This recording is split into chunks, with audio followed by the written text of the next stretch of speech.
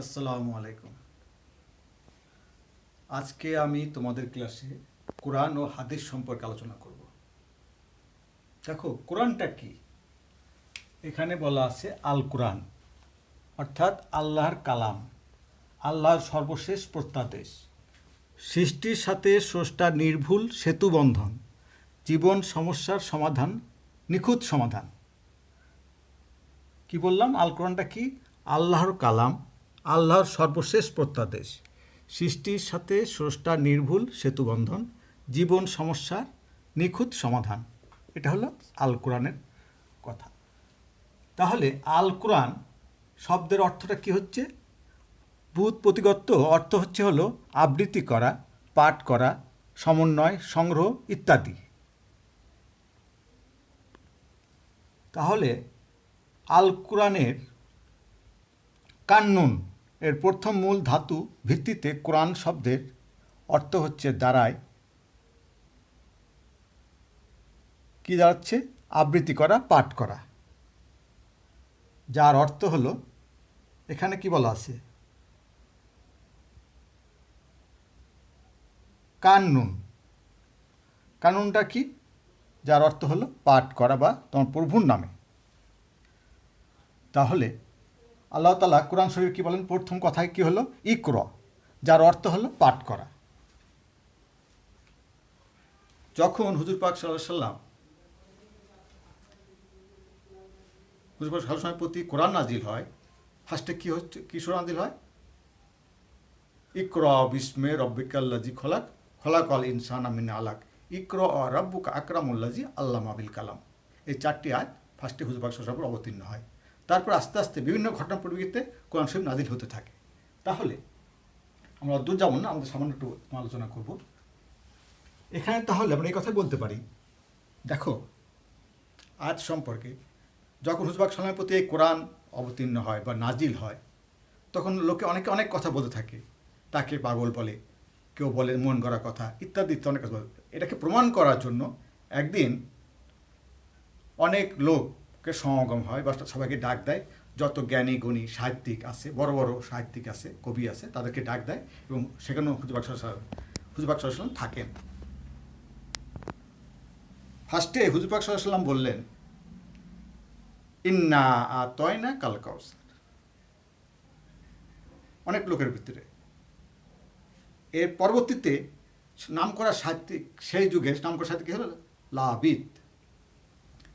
তিনি কি বললেন? তার উত্তরে কি দিলেন তিনি? ওরকম একটা আয়াত সে তৈরি করলো, কি? লাইসা হাজা কালামুল বাসার। অর্থাৎ দেখো, এখানে একটা কথা বলা আছে। তিনি কি বললেন? এত বড় নামকরা কবি বা সাহিত্যিক তিনি বললেন, লাইসা হাজা কালামুল বাসার। অর্থাৎ, হে নবী, আমার কোনো ক্ষমতা নেই বা আমার কলমের কোনো ক্ষমতা নাই, ক্ষমতা একমাত্র আল্লাহ পাকের। আপনি যেটা সেটাই সঠিক, সেটাই ঠিক। ইন্না আতয়না কাল কাউসার ফাসল্লি রব্বিকা ওয়ানহার ইন্না শানি আকা ওয়াল আবতার। আমার কলমের কোনো ক্ষমতা নাই, ক্ষমতা একমাত্র আল্লাহ পাকের, এবং আপনি যেমন সেটাই ঠিক, সেটাই সঠিক। তিনি তার কাছে নত স্বীকার করলেন। তাহলে এখানে এবার খেয়াল করো, আল্লাহ পাক যখন মানুষকে সৃষ্টি করবেন, তিনি চিন্তা ভাবনা করলেন।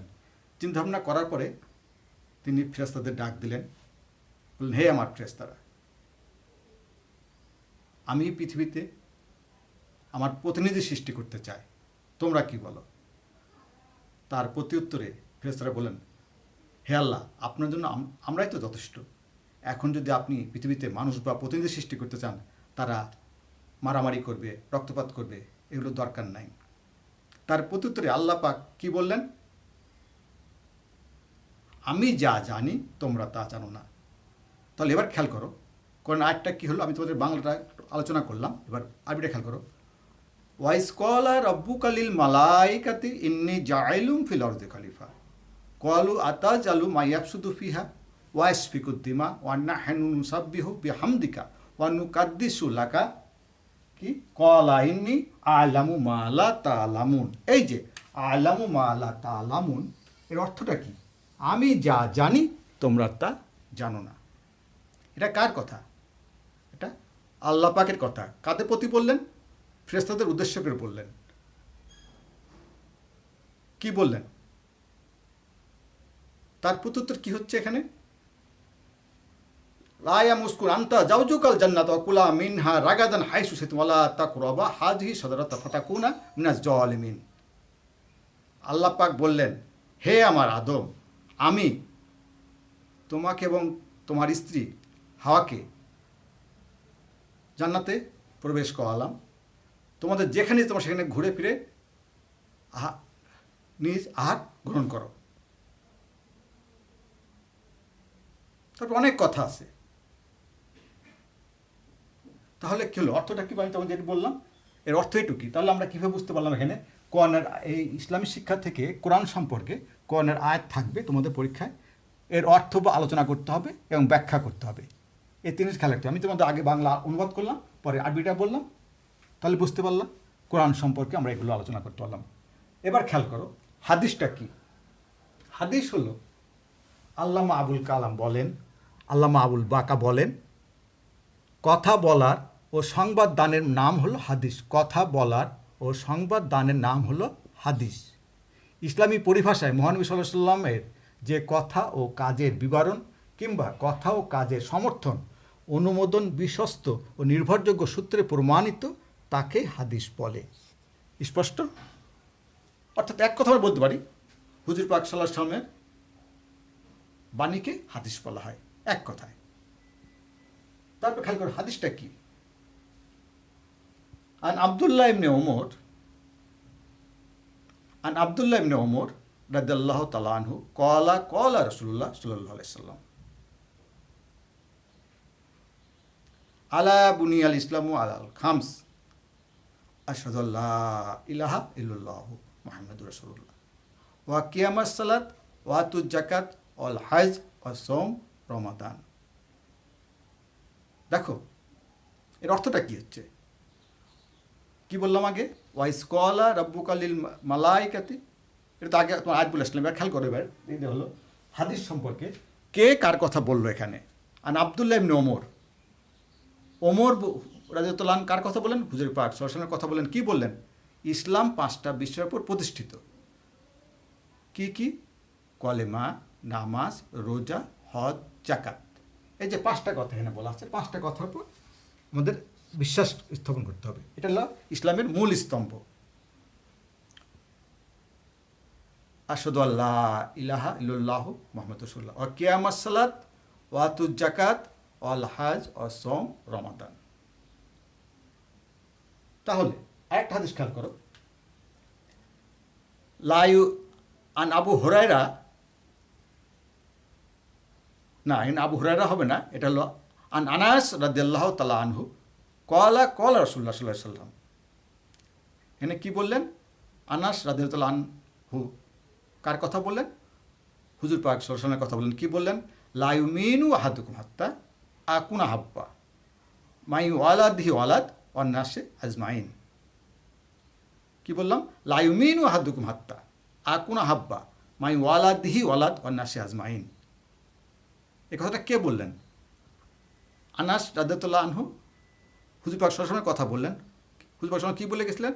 যে যতক্ষণ পর্যন্ত তুমি তোমার পিতামাতা সন্তান অপেক্ষা আমাকে, মানে হুজুর পাক সাল্লাল্লাহু আলাইহি ওয়াসাল্লামকে ভালো না বাসবো, ততক্ষণ পর্যন্ত আল্লাহর ভালোবাসা পাওয়া যাবে না। তাহলে কী করতে হবে? হুজুর পাক সাল্লাল্লাহু আলাইহি ওয়াসাল্লামকে আমাদেরকে বেশি করে ভালো, অর্থাৎ নবীকে বেশি করে ভালোবাসতে হবে, সে অনুযায়ী আমাদের কাজ করতে হবে। দেখো এর সময় আরও বলা আছে, কোরআন আয়াতে কী বলা আছে? কুলিন কুনতুম তুহিব্বুনাল্লাহ ফাত্তাবিউনি ইউহিব্বুকুমুল্লাহ। এই হাদিস বলার সময় একটা জিনিস খেয়াল রাখবা, কার কথা কে বলল। হাদিসের একটা অংশ ধরো, উপরের অংশ কার কথা কে বললো, আর দ্বিতীয় অংশ কি মূল কথা। যেমন ধরো ওমর রাদিয়াল্লাহু আনহু কি বললেন? নবীর কথা বললেন। কি বললেন? ইসলাম 5টি বিষয়ের উপর প্রতিষ্ঠিত, কলেমা, নামাজ, রোজা, হজ, যাকাত। তাহলে ওমর বললেন কার কথা? হুজুর পাক সাল্লাল্লাহু আলাইহি ওয়াসাল্লামের কথা বললেন। এবং ইসলামের মূল স্তম্ভ কয়টা? 5টা। এটা আরেকটা অংশ। ঠিক তদ্রূপ আনাস রাদিয়াল্লাহু আনহু কি বললেন? লা ইউমিনু আহাদুকুম হাত্তা। কে বললেন এমন কথাটা? হুজুর পাক সাল্লাল্লাহু আলাইহি ওয়াসাল্লামের কথা কে বললেন? আনাস বললেন। তাহলে তোমরা খেয়াল করো এই জিনিসটা, হাদিস যখনই তোমাদের আসবে, কার কথা কে বললেন এটা একটা অংশ ধরে নেবা, দ্বিতীয় অংশ হলো মূল কথাটা। যদি পরীক্ষা এভাবে আসে, তোমাদের পরীক্ষা থাকবে হলো শুধু মূল কথা থাকবে, কার কথা কে বলেন এটা অংশ থাকবে না, এটাই তোমাদের পরীক্ষা। যেমন ধরো, আন আবু হুরায়রা রাদিয়াল্লাহু তাআলা আনহু, কে বললেন এখানে? আন আবু হুরায়রা রাদিয়াল্লাহু তাআলা আনহু। হুরায়রা বললেন হুজুর পাক সাল্লাল্লাহু আলাইহি ওয়াসাল্লাম কথা কি বললেন? কি বললেন এখানে? আল মারু আলা দ্বীনি খালিলিহি ফালিয়ানজুর আহাদুকুম আইয়ু খালিল। যখন তোমরা বন্ধুত্ব নির্বাচন করবা, দেখে শুনে করবা। যদি সে ভালো হয় তার সাথে সম্পর্ক স্থাপন করবা, আর যদি সে খারাপ হয় তার কাছ থেকে এমনভাবে দূরে সরে আসবা যাতে সে মনে কোনো কষ্ট না পায়। তাহলে কি বলা আছে এখানে? বন্ধু নির্বাচন সম্পর্কে বলা আছে।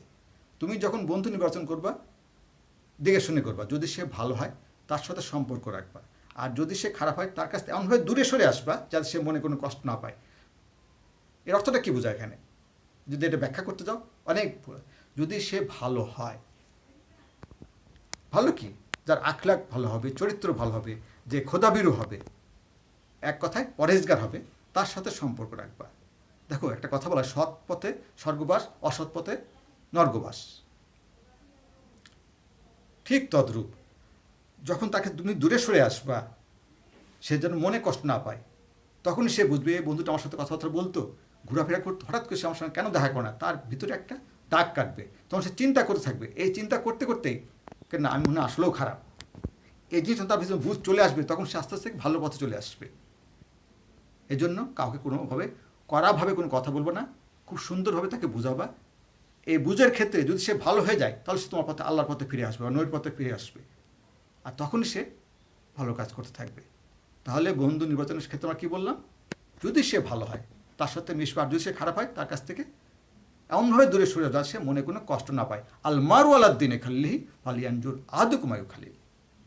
বুঝতে পারলাম? তাহলে আজকে এটুকুই থাক, বাকিটুকু পরে ক্লাসে আলোচনা করবো।